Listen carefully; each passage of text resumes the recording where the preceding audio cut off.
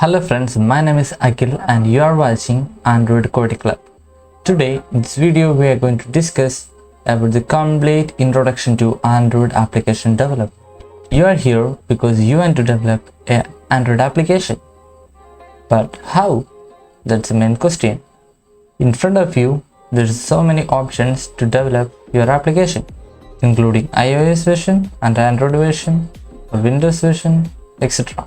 So a type of development which allows your app to run in a single platform is called native development, and that native development is using Kotlin or Java in case of Android, or Swift in the case of iOS apps. So today we are going to discuss about Android native development.